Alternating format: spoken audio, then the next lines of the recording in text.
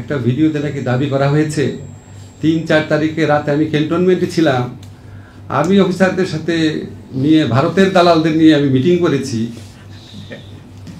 আমি অবাক হয়ে যাই, মানুষের কল্পনারও তো একটা সীমা থাকা উচিত।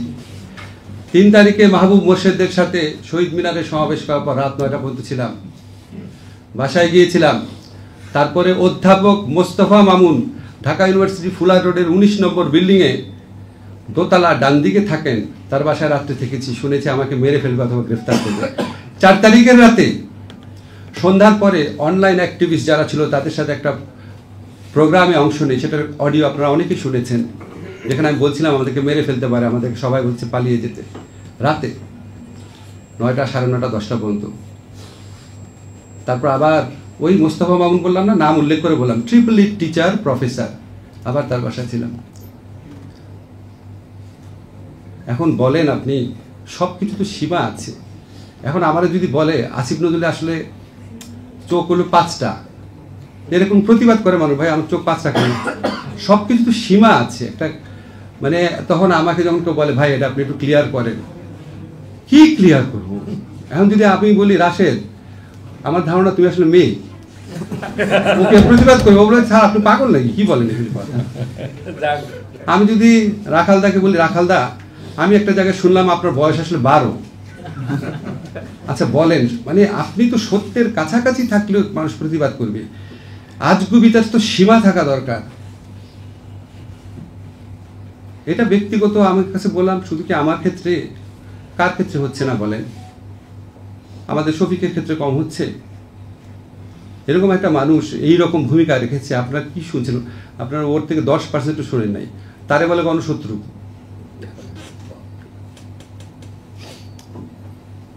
সবকিছুর সীমা থাকা দরকার। তাহলে আপনি কার পারপাস সার্ভ করছেন?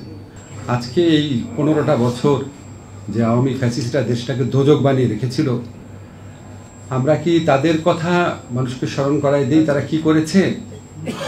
না আমরা নিজেরা একজন একজনকে চরিত্র হননে, মিথ্যা প্রচারণায়, আশ্চর্য একটা অস্থিরতায় মেতে উঠি। খুবই দুঃখ লাগে, অবাক লাগে, আজগুবি, ভিত্তিহীন, অকল্পনীয় সব তথ্য দিয়ে একজন আরেকজনের ভিতরে লেগে আছে। আমরা কোথায় পৌঁছাবো তাহলে? এই ভয়টা লাগে, নিজের জন্য ভয় লাগে না? মানে আবার কি আমাদের বেহাত হবে বিপ্লব, আবার কি বেহাত হবে গণঅভ্যুত্থান? আমাদের শত্রুদেরকে আমরা যথেষ্ট চিনাতে পেরেছি, কেন এখন কেউ কেউ বলার সাহস পায় যে ফ্যাসিস্টের যারা দোসর আছে যে তখন কি ভালো ছিলাম না, তখন কি ভালো ছিলাম না, কেন এখনো তারা জাস্টিফাই করার সাহস পায়? কেন তারা এখনো কোথাও কোথাও মিছিল করার সাহস পায়? কেন মাঝে মাঝে তারা দু একটা কথাও বলার সাহস পায়? আমাদের অনৈক্যের জন্য। আমি অনেক কিছুর আমাকে মানুষ বলে, আপনার সঙ্গে এটা বলছে উত্তর দেন, কিছু জিনিস উত্তর দিব, হয়তো আজকে রাতেই দিব।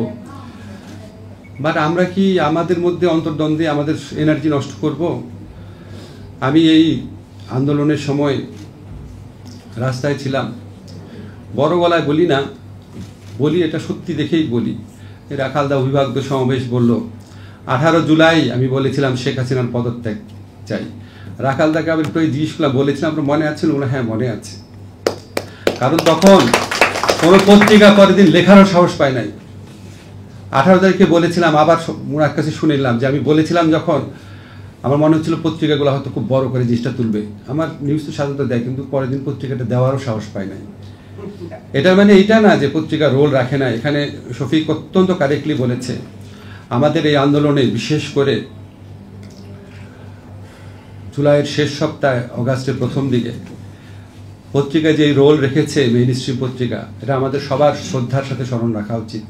আমাদের অনেক অভিযোগ ছিল পত্রিকা ঠিকমতো রোল পালন করছে না, কিন্তু সবচেয়ে ক্রুশিয়াল সময় করেছে যে সেটা প্রমাণ দেখেন। 5 অগাস্টের আগে নাহিদ, আসিফ তারা ফেসবুকে কোন পত্রিকার রিপোর্টকে সবচেয়ে বেশি কোট করত? আপনারা খুলে দেখেন কোন পত্রিকা। ঠিক আছে, কেন করেছে? এখন আমি যদি একটা পত্রিকার বিরুদ্ধে উঠে পড়ে লাগি, আমি কি তার এই জুলাই অগাস্ট গণ অভ্যুত্থানের রোল দেখবো না? 15 বছরের রোল দেখবো না? অবশ্যই আমার প্রতিবাদের ভাষা থাকবে, অবশ্যই আমি প্রতিবাদ করব। কোনো পত্রিকায় কোনো কিছু পছন্দ হলে অবশ্যই বলবো, বস্তুনিষ্ঠভাবে বলবো, প্রতিবাদ করব। কিন্তু তাকে তো আমি জুলাই গণঅভ্যুত্থানের শত্রু বানাতে পারি না, যেখানে সবচেয়ে বেশি তার নিউজ আমি কোট করেছি। চ্যালেঞ্জ করলাম আপনাদেরকে, আপনারা খুলে দেখেন এই আন্দোলনে যারা বড় বড় নেতা ছিল সবচেয়ে বেশি কার লেখা কোট করেছে, কোন পত্রিকার লেখা কোট করেছে। আমাদের মধ্যে মতভেদ থাকবে, আমরা একজনের কাজের সমালোচনা করব, মিথ্যা কথা কেন বলবো?